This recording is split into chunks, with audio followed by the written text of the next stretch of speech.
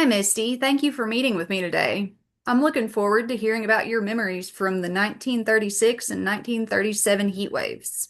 Today, my goal is just simply to learn what life was like during those summers, like how people coped and what challenges they faced. Hi, Samantha. It's nice to finally meet you. And I'm excited. I'm ready to tell some stories. I'm ready to hear them. When you think back to the summers of 1936 and 1937, what stands out most in your memory? I would have to say the thing that stands out most is the stories.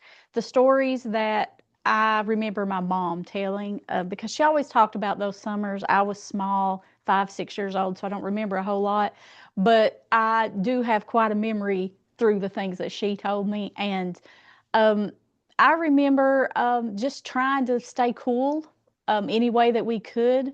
Obviously, this was before air conditioning was the mainstream, so staying cool was difficult in itself without an historic heat wave to go along with it. But yeah, just the stories that my mom told me about the neighbors and about the things that we did during the heat wave.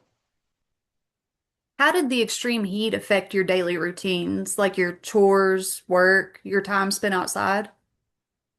Well, we were always outside to start with because it got so hot inside the house that you could not be indoors. It was unbearable to be indoors. But what I was a little too young to do chores myself. But what I do remember is that my father, the things that he did, he would do really early in the morning, like before sunrise. Even though it was still hot, the sun wasn't beating down on you, so you did what you could when you could. Or he would do them late in the evening before it got too dark to see.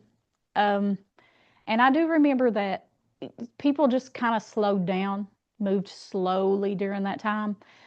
Because our time outside, as kids, you're always running and playing, and you didn't do that in this heat. You learned real quick that if you were outside running, that you were doing nothing but damage to yourself because you were heating up way too fast. What kind of things did your family do to stay cool before air conditioning was common?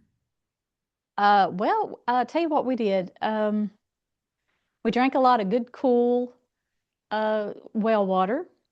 We shade Mhm. trees all day. If you could find a shade tree and you could get under a shade tree and just hope for a good breeze to blow, that seemed to really be a break from the heat.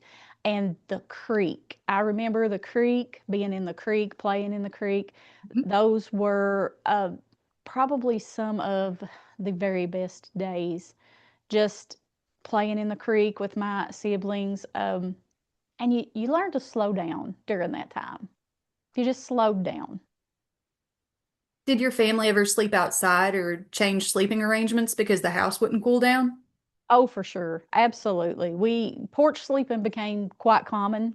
My siblings and I slept outside all the time through the heat wave. It was just too hot to be indoors. Daytime, nighttime, it didn't matter.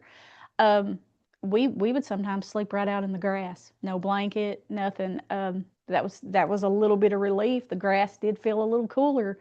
Mama and Daddy, they did keep the babies in the house until it got like brutally hot, and then they also had to come sleep on the porch. But we slept on the porch, we slept in the yard, we slept under trees, wherever you could find some relief. How did people dress during the hottest stretches? And did you notice any changes in what was considered acceptable clothing? People dressed, from what I can remember, just in the lightest type of fabrics that you could find, thin cotton. And us girls were fortunate enough, we got to wear dresses, so we kind of had built-in air conditioning right there. Because the boys obviously wore a lot more layers than we did. But I remember that the boys didn't have to wear as many layers in the middle of that heat wave. And one thing that really sticks out in my mind is I actually remember seeing my daddy roll his long sleeves up to the elbow, and he rolled his pant legs up to below the knee.